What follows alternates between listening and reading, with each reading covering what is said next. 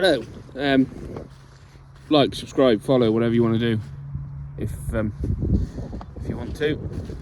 I'm just down on one of my favourite fields of the farm, which is one of the river meadows. It's grass. It was peas and barley last year, and it's on the floodplain. So it's been underwater a few times already this winter. But we re-sowed it in the autumn. Now normally we very much plough, roll, combi drill the grass in, and we've always had good results with that, but I just didn't, like I said before, I'm nervous of ploughing river ground, because if we get an early flood in the autumn and it washes a load of soil away, it's us losing soil and it looks bad. So I decided to just drill straight into the stubble with a moor drill, which we hired off a contractor. Went over it twice in two different directions, and it's all right. There's grass there, but it's real patchy, and there's quite a lot of weeds. It's quite a lot of volunteer barley. I don't think I had the best autumn to try it. I'll just flip the camera. We've got weeds here, there's volunteer barley, there's just a bit of everything. There's all these patches, so I drilled it that way and drilled it that way. I'll go over there in a minute and you can see the two ways I drilled it. But you can see the drills a little bit down there. Ooh, zoom in.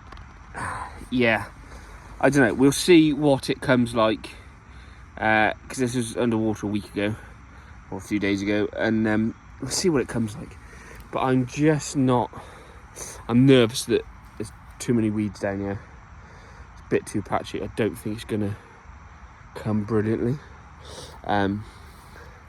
Whether we have to undersow it again in the spring, put some more seed down here, we'll wait and see how it comes back.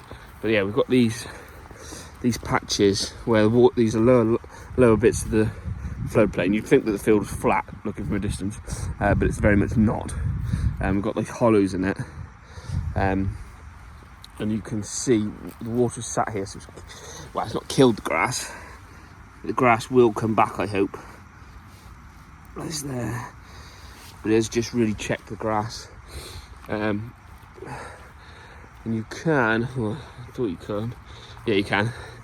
You see I drilled at that angle and at that angle with the moor drill, just so in the hope they get a lot better coverage, because normally with a combi drill we just drill it one way.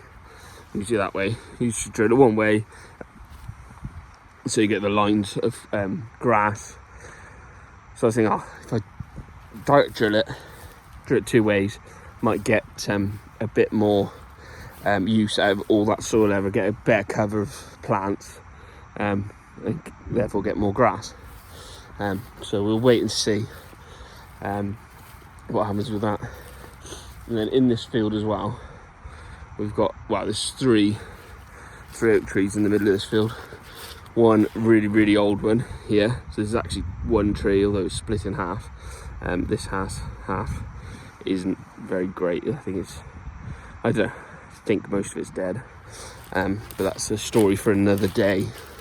The other half seems to be fine. So that tree is fenced off, and we have got this herbal ley mix surrounding these two trees,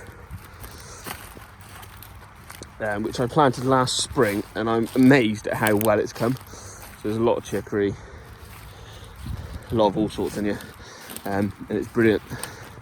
A lot of cover. So this was slightly grazed by some cows which got out in the autumn, but otherwise it's not been touched. I think I did mow before I put the grass in. I did mow top strip around the outside, just so I got a clean edge. But as you can see here now, got a pool of water sat here, and I very much suspect, because this has been underwater now most of the winter so far, so I suspect the grass under there, bouncy camera, very much suspect that the grass under there is dead. dead. Yeah, I'd have thought that's yeah, I thought that's pretty dead in there, but it makes a good real nice contrast, doesn't it? A photo of that.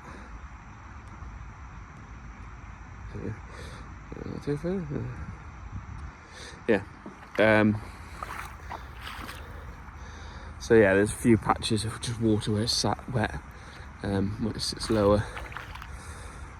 But yeah, we'll see what happens. I'll keep posted what's happening with this field. I was hoping that we'd have a pretty dry time now going forwards, and then hopefully in the sort of middle end of Feb I'll be able to get down here with a bit of slurry, separated slurry, and get that on and give this a boost, and then put a bit, maybe top it up with a bit of bag fertilizer as well, just to really get this going. And so try and maximise the first cut off here, and keep it going through the spring, and then get a second cut as well to try and get a surplus of grass forage back, because obviously we are very low on forage. It's quite a nice evening down here now, but you can see there's a lot of volunteer barley. So yeah, going back to the so the summer obviously really dry.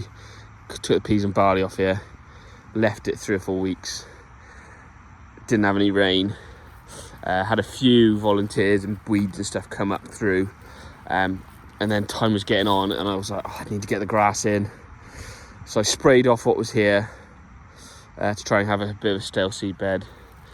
Got the grass in, and then we had some rain, and there was a real flush of weeds, all these little thistles coming through, a bit of radish and stuff from the last winter's cover crop, and obviously the barley, and it's just like but hopefully that'll all add to the forage that we get off it, and it will be okay, and then we'll be down here in June and July, just be a lovely thick new layer of grass. It'll stay down here for 4 or 5 years, but I suspect I'll have to be reseeding some of these patches anyway, so I might go in with another half rate of seed across the lot, which will be a lot of money, but it might be worth it in the spring. Get another, fill in these patches, because it just doesn't look great. More below average farming. Just the joys of trying to farm on a floodplain.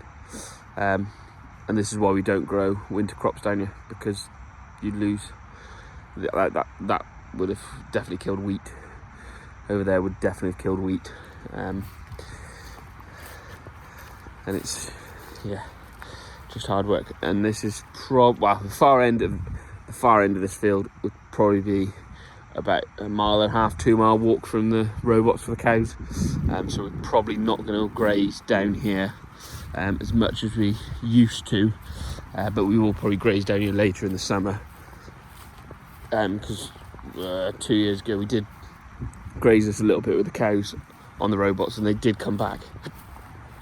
They were we were quite amazed.